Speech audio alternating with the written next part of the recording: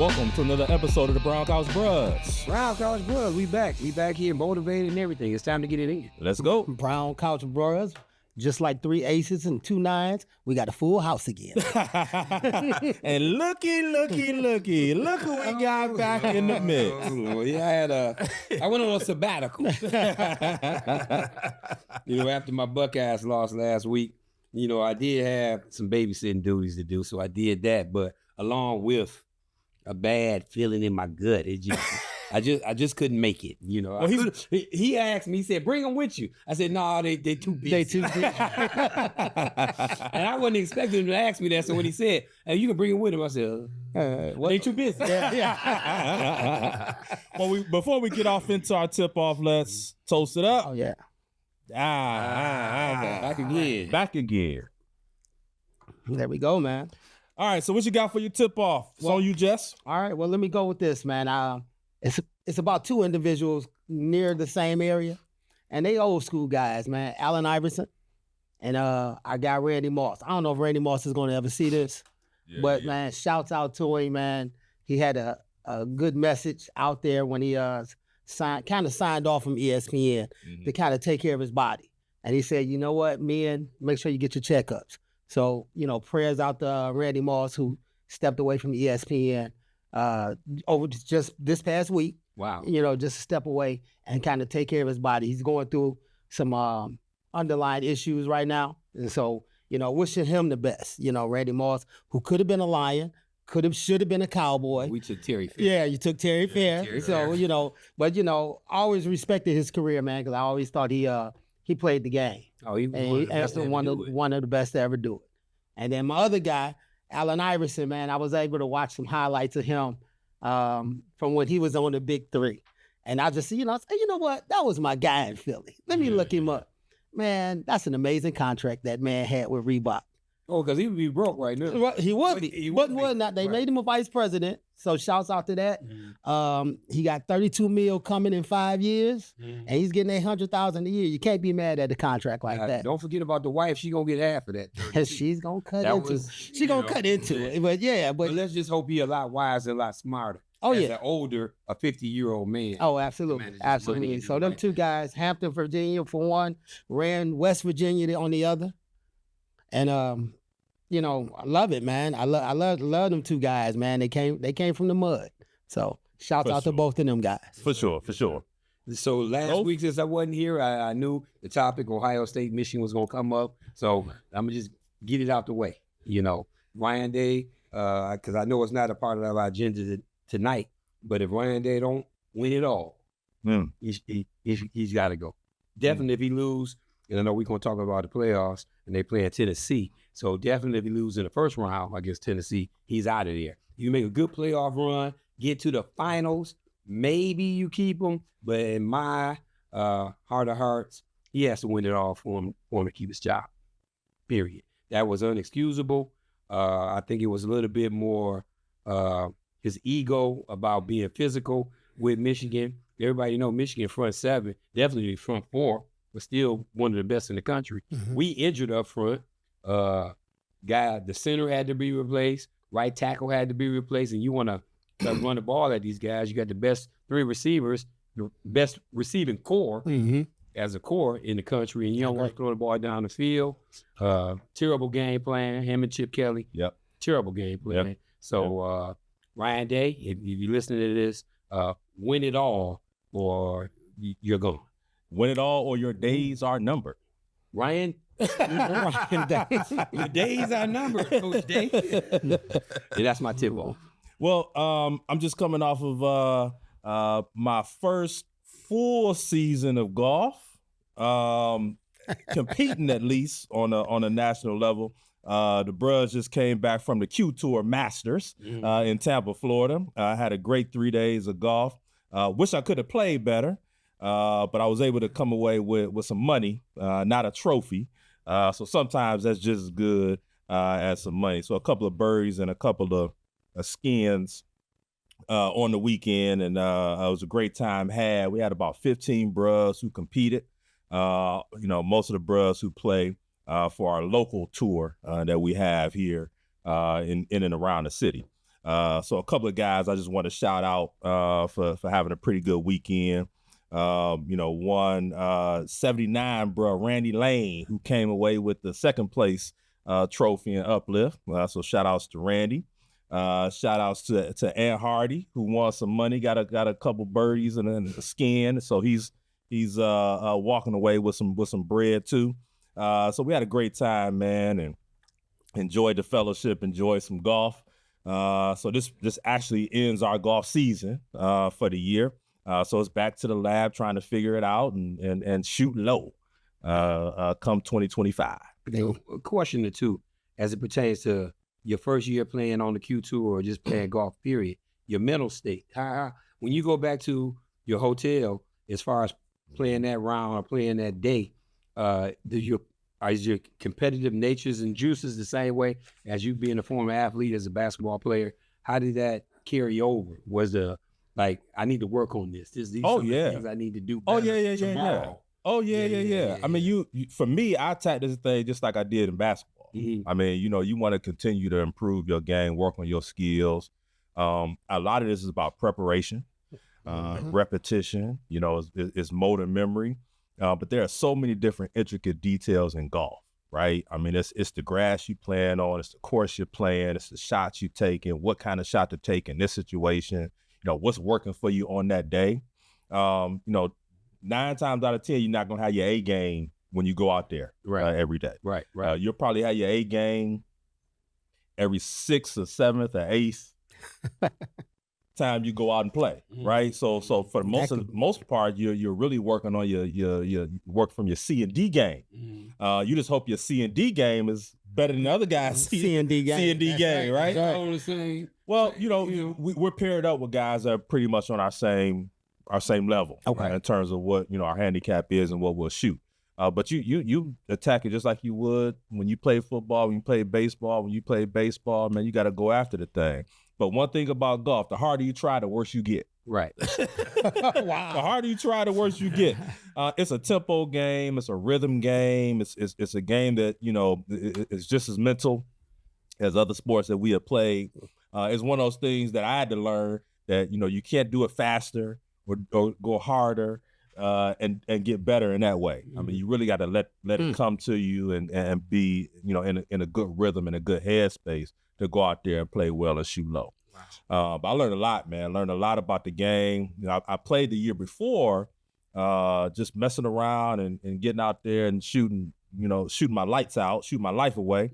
But then this is the first year that I really, took it and said, okay, I want to improve and get better at this. You want to be better. And I had a pretty successful season. And then when you win a couple of dollars, that helps. You can't be mad at that. You can't be mad at that because you want to go out there and you feel like, hey, I won a couple of dollars this year. I want to improve for next year. Oh yeah, early success is gonna keep you coming back. When do you start?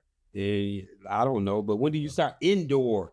Well, like indoor training. He'll be there. He'll be there tomorrow. He'll be there tomorrow. He'll tell you that I attack this thing like basketball, right? He'll be there tomorrow. Oh no, you got to stay working. You got to stay working. We can't get outside as if we were in Georgia or Florida or any place warm like that. Mm-hmm. So I'll be in the lab, working on my game. It's a lot you can do with golf, even if you can't get outside. And so whether that's your swing mechanics, whether that's your putting. Whether that's putting yourself on tape and just slowly going through your swing mechanics, watching your stroke, whether it's training your brain to really think about how you attack a particular hole or a particular course. It's all of that in one. And rhythm, man, rhythm and pace, rhythm and pace. This is a rhythm game. It's a pace game.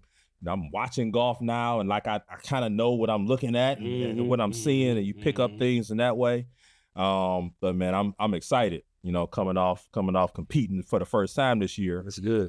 Got a chance to win the tournament, so that kind of helped. So you were in the mix. I was in the mix this time, and I won it last time we played. So, I'm looking forward to it, man. Looking forward to it and expanding it. And so, for us, once we get a little bit closer to the season, we'll have some golf guys come on the show and we'll do some stuff. So, that's our tip off for the day. Good tip. I like that.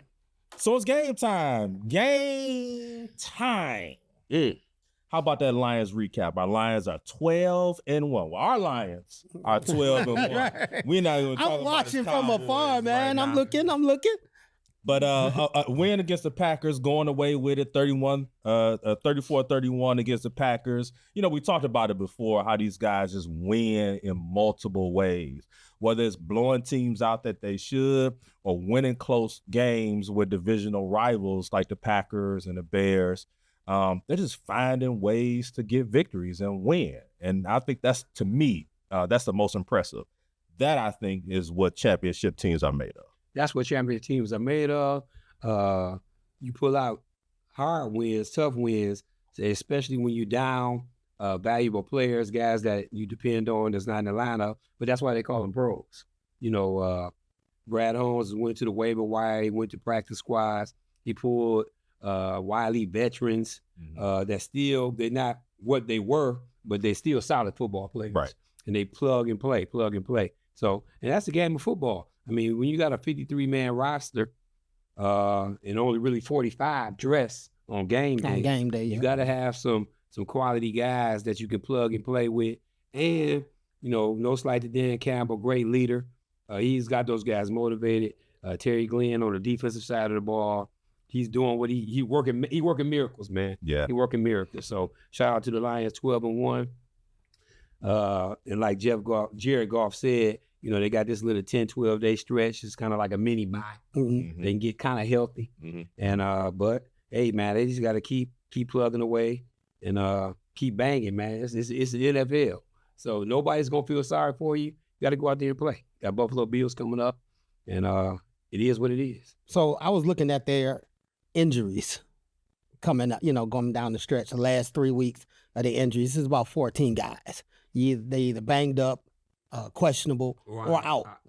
Right. And for them to still put guys in and implement Aaron Glenn's system, it's amazing. And it's not just all defense. I mean, you got some offensive guys out too. Right. But I mean, just to watch what they're doing, man, it is actually amazing to see.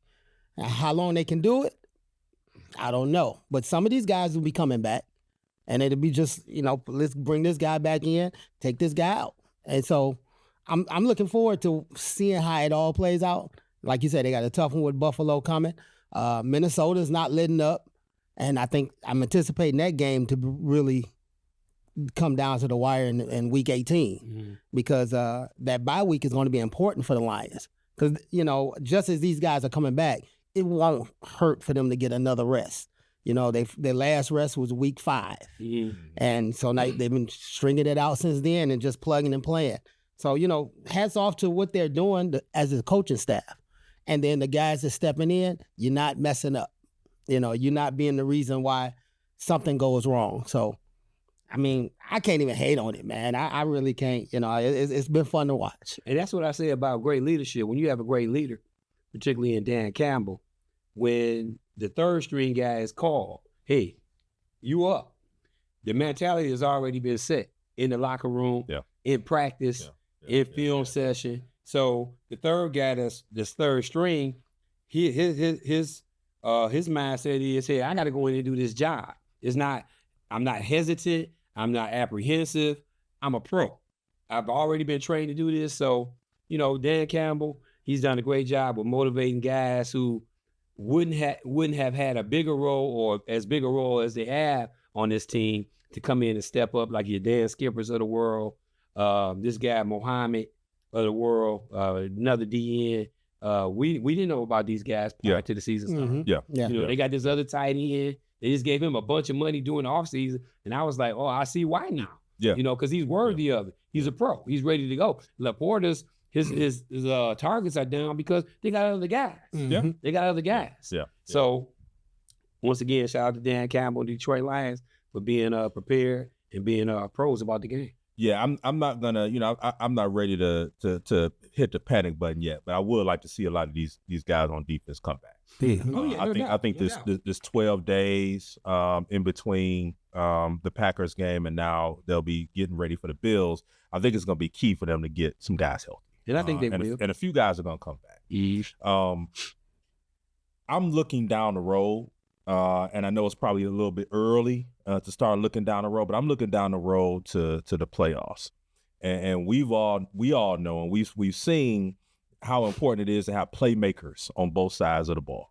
And right now, it's no question that the offense is hitting on all cylinders, and there are a number of playmakers that are on the offense.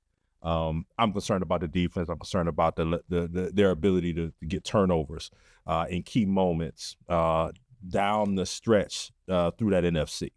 You got the Eagles staring you in the face. Mm-hmm. That's going to be a tough matchup, and fortunately the Lions get there. So you want to make sure that you've got guys on the other side of the ball that are going to be able to make plays.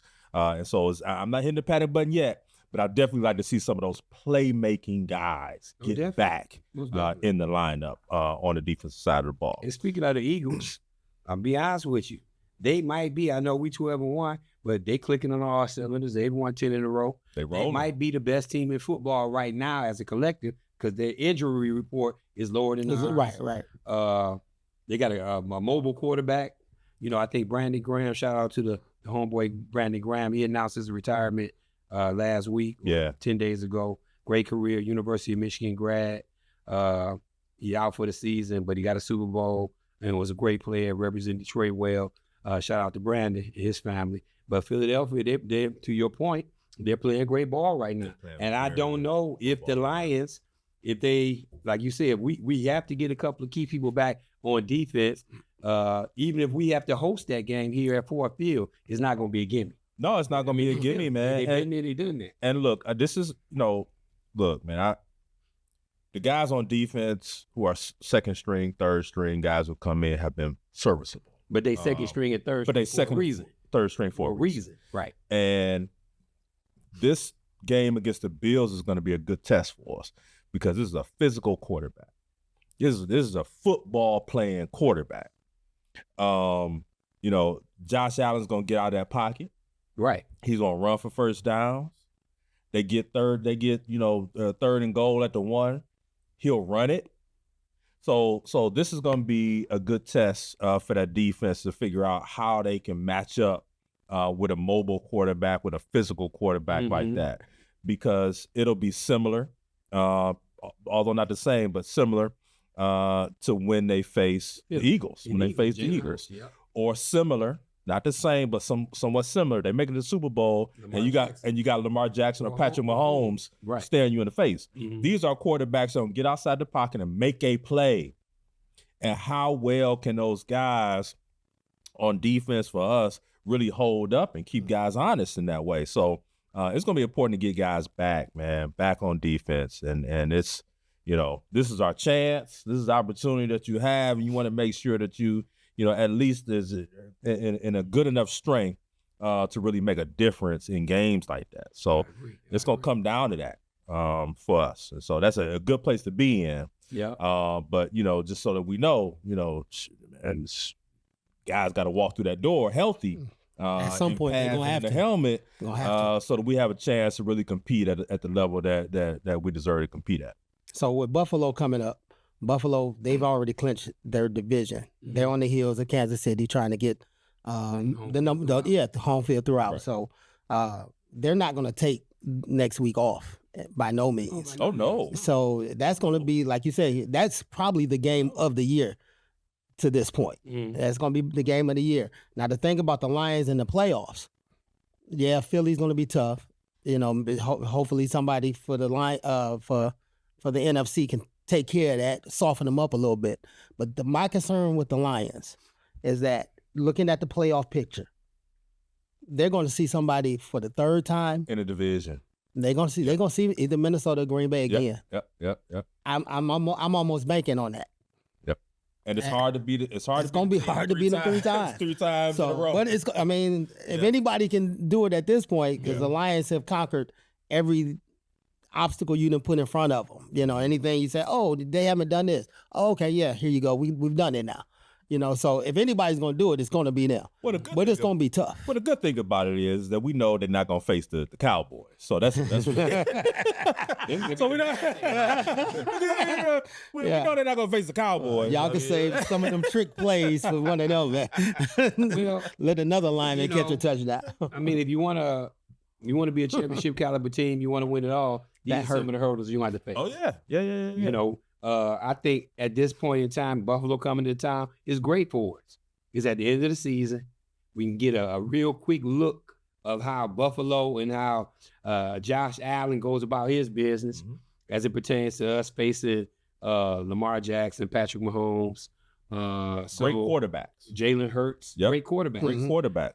So I think it's just another test. Yeah. You know, and whether we win or lose this game, it's still I was just about to talk about right. that. Whether we win or lose this game, it's still a benchmark, and it really won't play an effect on our division in the NFC, but it will be a telltale of how we can move forward. Yeah.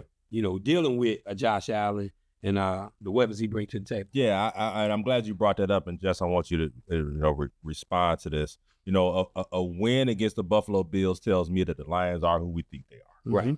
A loss against the Buffalo Bills doesn't really change. It doesn't change nothing. Because if you told me that they would be 12-2, you know, with 4 weeks left to go in the season, 3 weeks left to go in the season, I would say, okay, cool, I'll take that. I take that. They've been rolling. And if you know, I don't want to pack it in and say, you know, I'm fine with them losing the Bills game, but I can understand if they lose this game against the Bills, particularly with a banged up defense, right. Banged up defensive group. But you know, what do you think coming out of this Buffalo game? I mean, what does it say? Win or lose? What does it say? Win or lose, they're the same. They coming hard at you through the playoffs, and because they already clinched. So I mean, they're in the catbird seat. It's going to listen.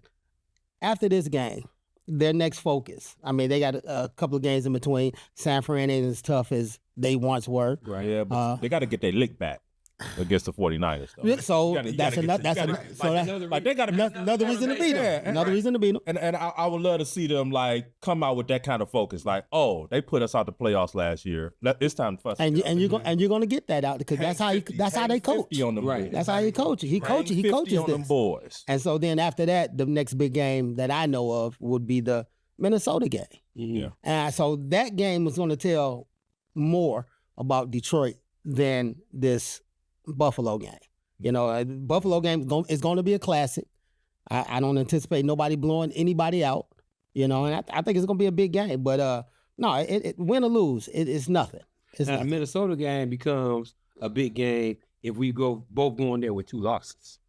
If we lose to Buffalo, went out, Minnesota only had 2 losses. They went out, so that last game it would determine who wins the division. Because regardless, Minnesota, if they beat us, of course, they win the division if we both tied.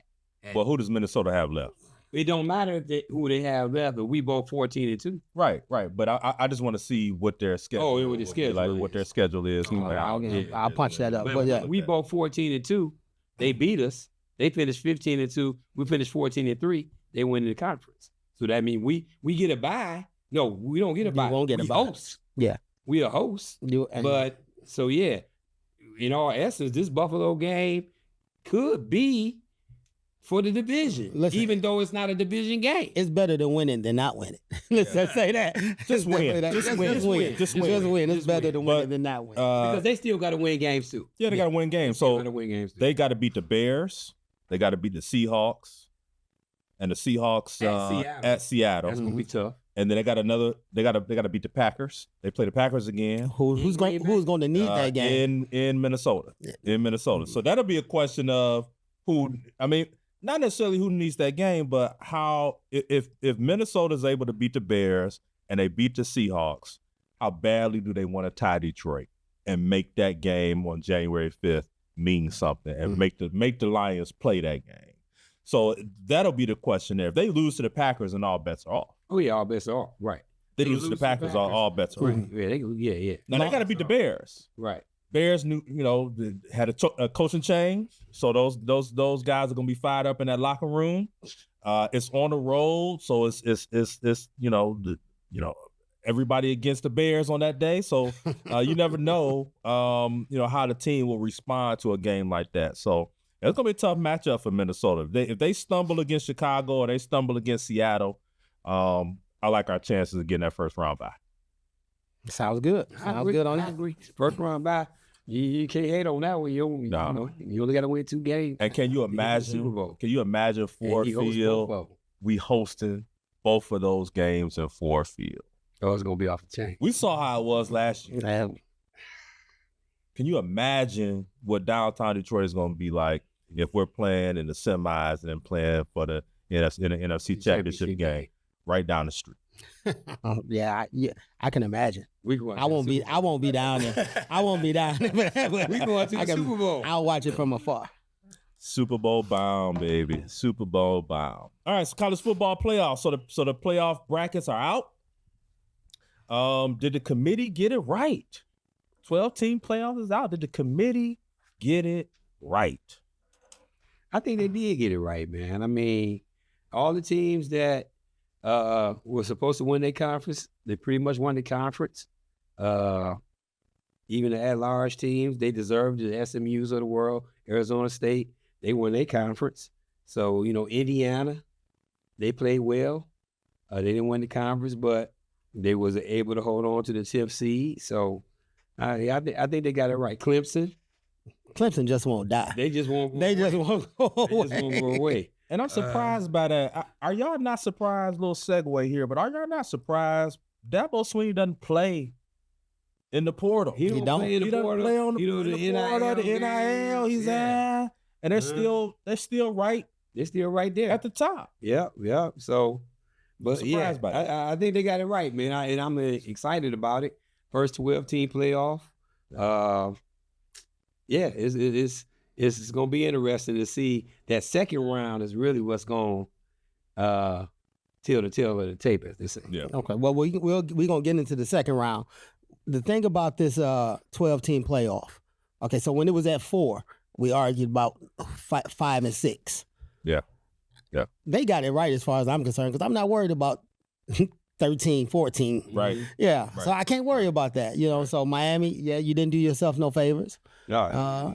And for them to keep Alabama on the side, That lets you know politics wasn't involved. it wasn't involved this time. We're not under this coaching regime. Let's say that, because if that would have been Nick Saban, 9-3, Nick.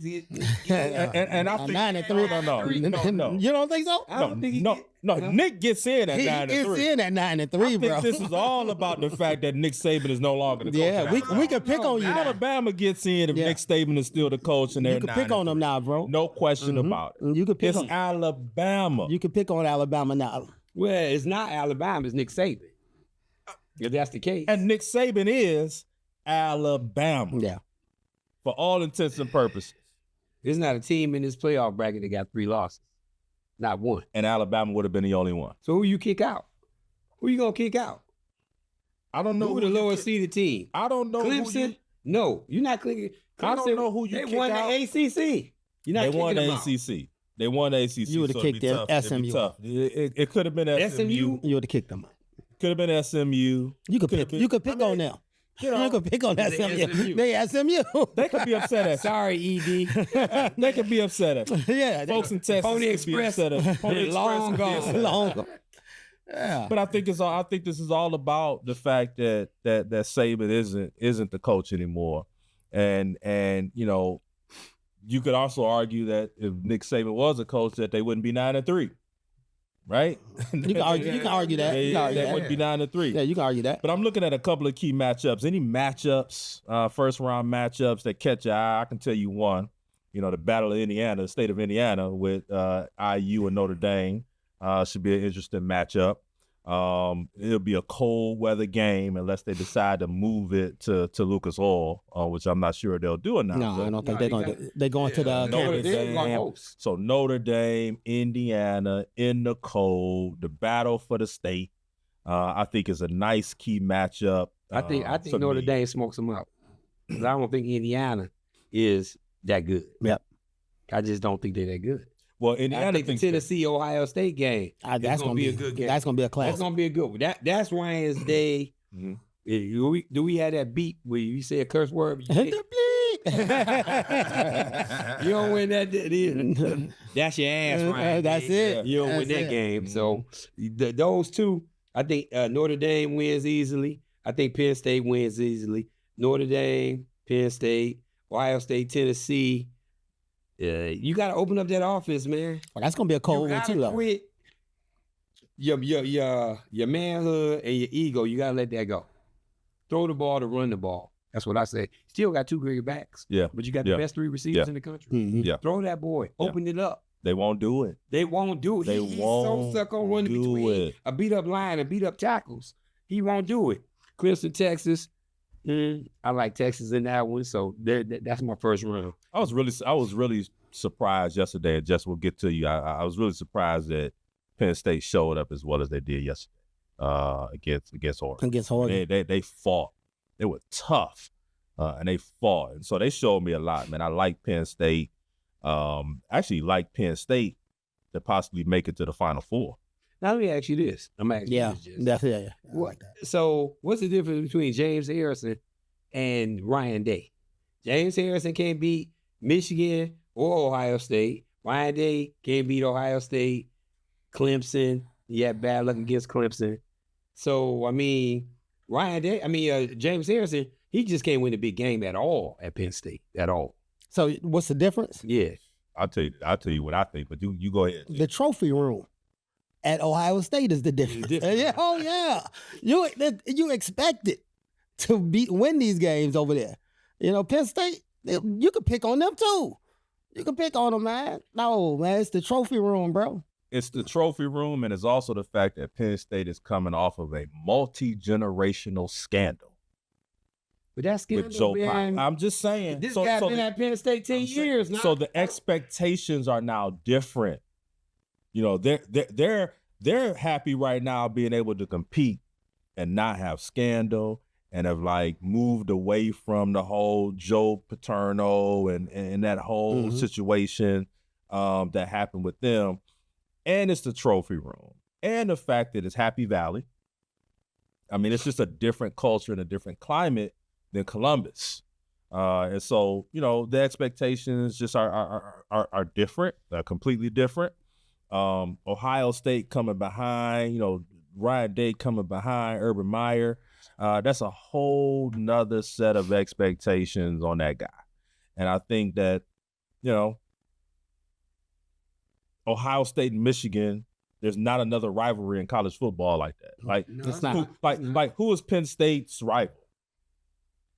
If you got to think about it. Yeah. Well, if you got right. My point exactly. Yeah. So it's just different. It's a different culture, different climate. And then as far as for Ryan Day, as long as Urban Meyer hasn't said, "Hey, leave me alone. I'm not ever coming back," he always going to have an expectation on his head that I need to win because this guy can always come back. Well, Coach Meyer already said via social media that he's done coaching college football. Now, if I had my selection, if they fired Ryan Day, I would look into probably Mike Vrabel, former Ohio State. His name has come up a lot. Former Ohio State All-American. Ohio State job. Pro ranks. Actually recruited my son along with Coach Combs.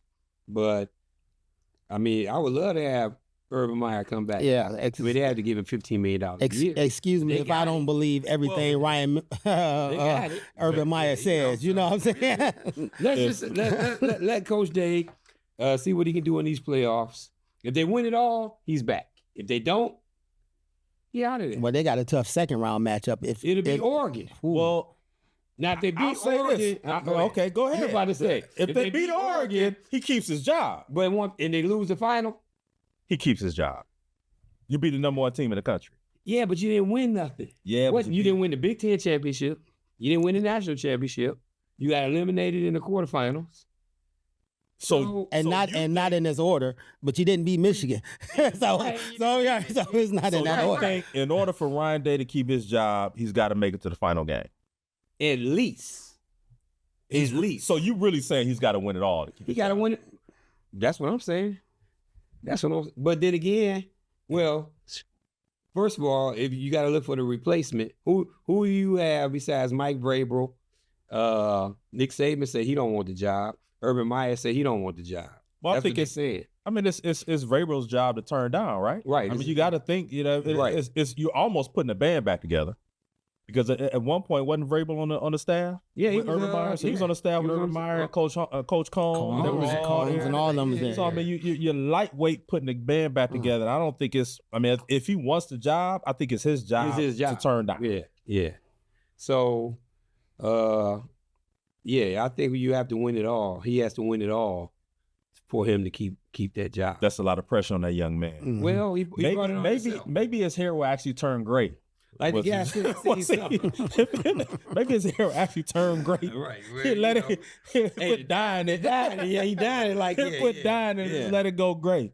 We'll see, man. We'll see. Well, I'm It looking started at December 20th. December 20th, 21st. Yeah. That's what. So I'm looking at Penn State.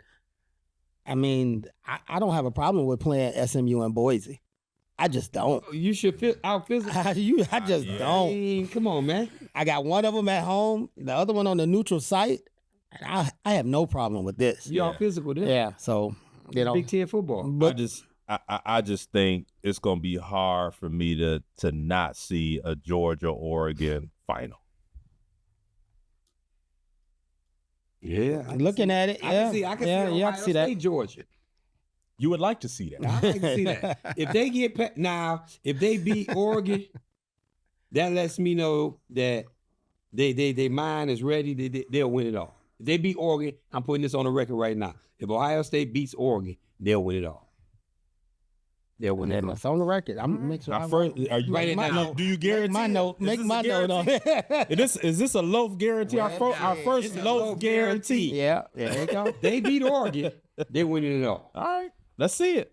That's it. Let's see it. And if they don't, He's fired. And if they lose to Tennessee, he's definitely fired. if they lose He's to fired Tennessee, before he get off the field. yeah, they lose. To I mean, somebody Tennessee gonna come whisper in his ear. Yeah. before you get to before you go to the locker room. You can't go to the locker room. No press conference today. You good? We good. Yeah. All right. Well, the Heisman finalists have been announced. You got Travis Hunter, Ashton Genty from Boise State, a running back from Boise State, and then Dylan Gabriel from Oregon, a quarterback from Oregon. What are your thoughts about the Heisman finalists? Him, Travis Hunter, in a landslide. Is that it? That's it. There's nothing. I mean, Genty putting up good numbers. Don't get me wrong. Barry Sanders type numbers. Quarterback from Oregon, he hadn't done enough. I mean, he hadn't put up. He put up good numbers, but this guy Travis Hunter, he the best football player in the country. Either side of the ball, he's doing something that former guys who went both ways, the Charles Wilsons of the world, he plays both sides of the ball every play, every down, the whole game, and he's mastered both of them, receiver, corner. Now, whether he plays that way at the next level, I don't see that happening because it's the NFL. I think it's a corner. He's probably more of a corner. I think it's a corner. I mean, I look at his body frame. I can't tell if he in a weight room. He looked like he need to be in the weight room a little bit more, a little bit more bark on him. But as far as the Heisman, it's Travis Hunter, period. I can't really even disagree with this. I mean, he's done it. He's done it flashy enough, as well as he's brought attention to it. Now, I saw Genty yesterday. He tried to, he did the Heisman pose, rightfully so. Right. But I don't think he's done enough to bring all the eyes to him. Colorado all year has been must watch because they're doing stuff over there, man. And he's part of the Louis that Deion promised everybody. He said, I got guys. And that guy, he's a dude, man, on both sides of the ball. Both sides of the ball. So it's a runaway. I think it's a runaway. I think it's a runaway. Yeah, I think it's a runaway. He's the best. He's the best player in college football. You could put him on Alabama. You could put him on Ohio State. You could put him anywhere on any college team. 9 times out of 10, he's probably going to be the best player. Yeah, on that team. So I don't disagree that Travis Hunter is the best college football player this year. No question about it. He's electric.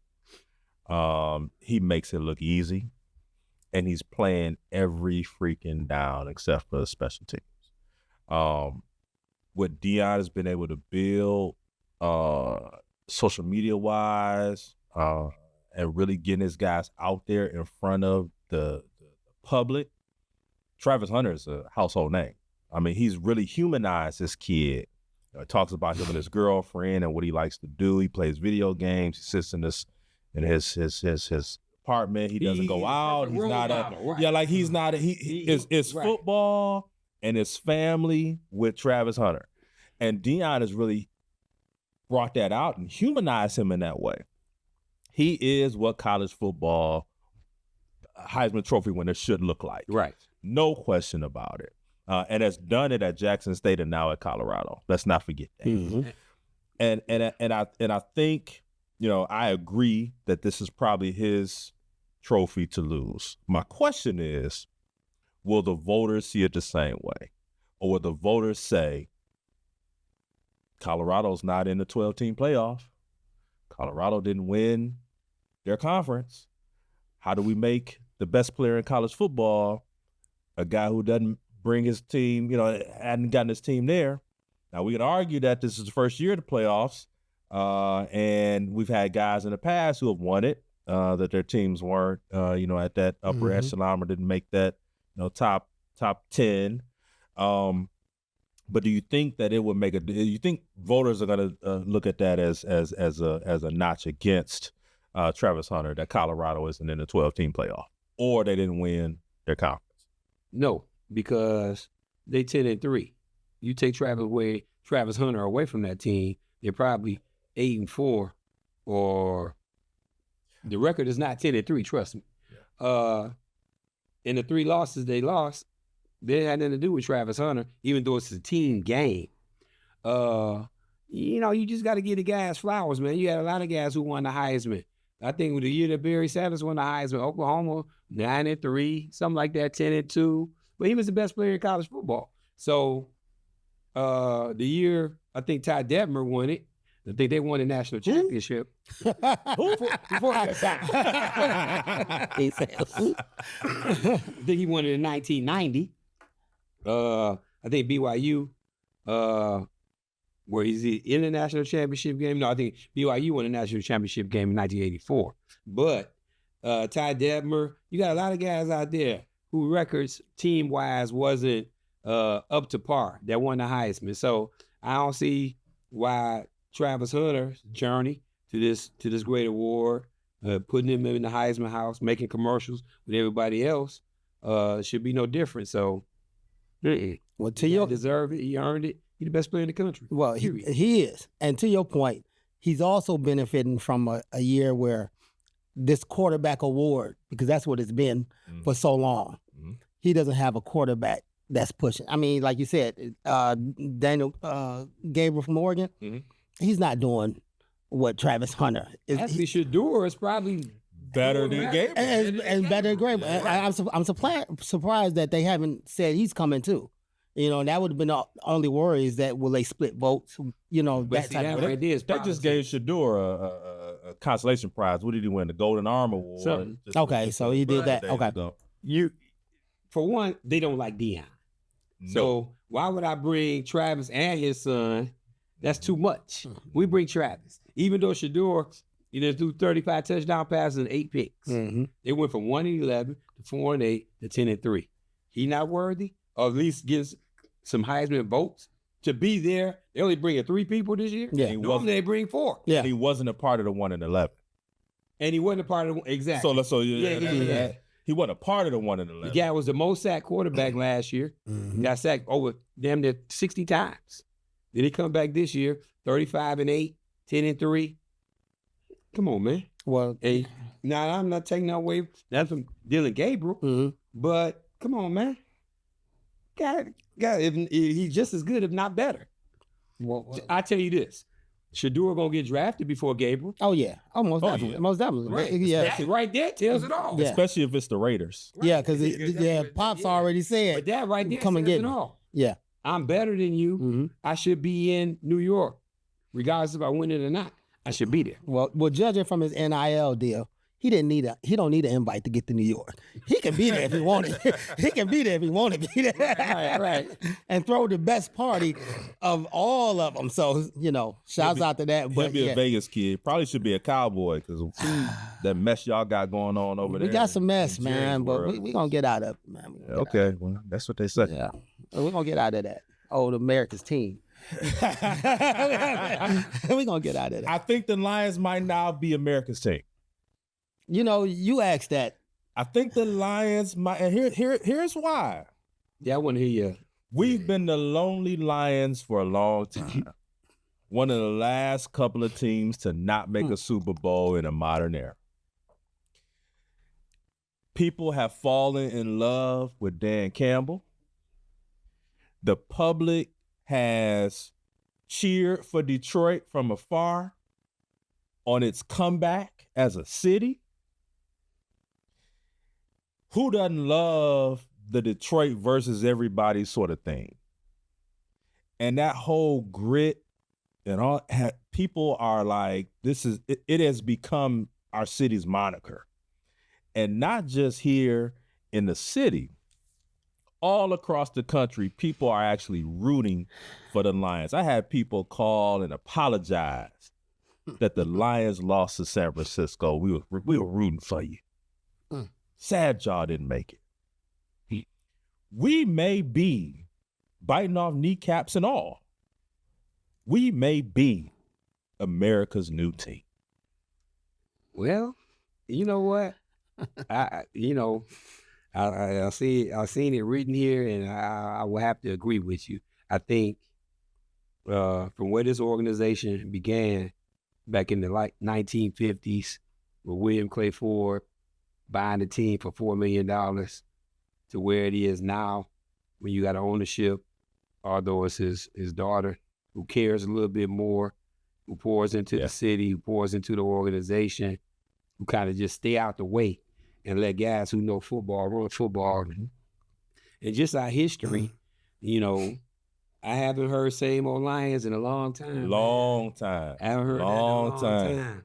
And I got in a little segue off we're still the same topic. My uncle, he lives in the Philippines. He 12 hours ahead of us. So when it's 1 o'clock p.m. here, it's 1 o'clock a.m. there. And he watching. He watching the Lions. And born and raised Detroit. And he's never seen nothing like it. And he was one that, shout out to my Uncle Rick, he was the one that said, they 15-2 this year. I was like, 13-4. Right. No, they 15-2 at least.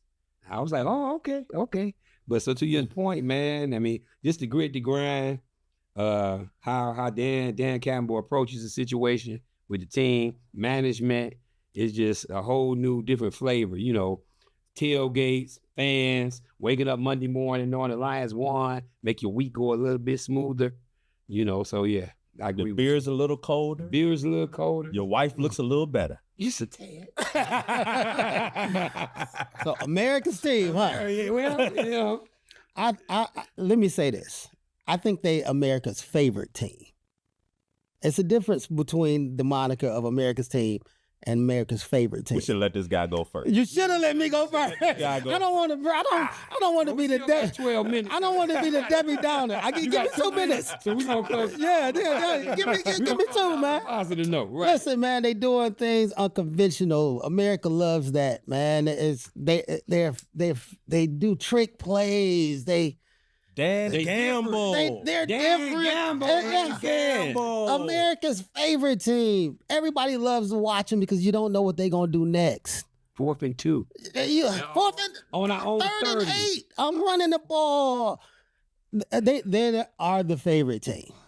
Now, how the moniker, if you give me 60 seconds just to tell you how the Cowboys got America's team, man.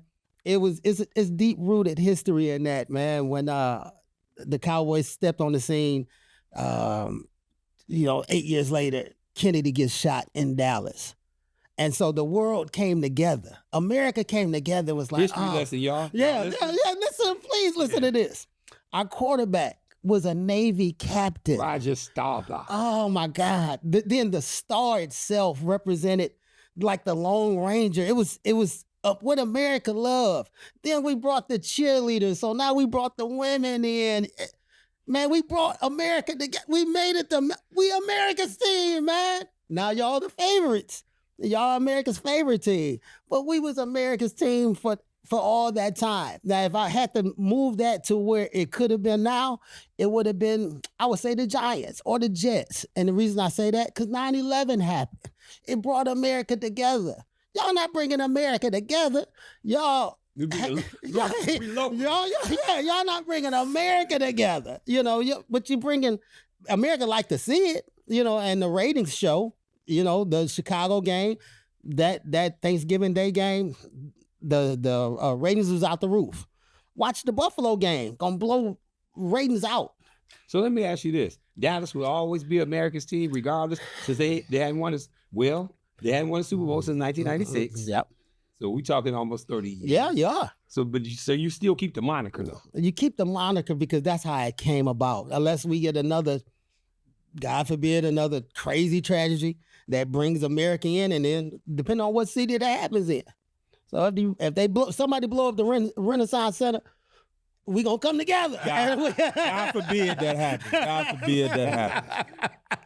So that's my spew. That's my spew, man. But they America's favorite team to watch, and hats off to them because they doing their thing, man. And, your take, and I never realized what you said. That's a good point. Well, I'm glad I got the 60 seconds in. Well, shout out to the Dallas Cowboys for being the most patriotic team in America. Patriotic. And shout out to the Detroit Lions for being America's team. The best team in America. And that's another episode of the Brown College Bruh. Y'all too much, man. Brown College Bruh. And we out. Like and subscribe.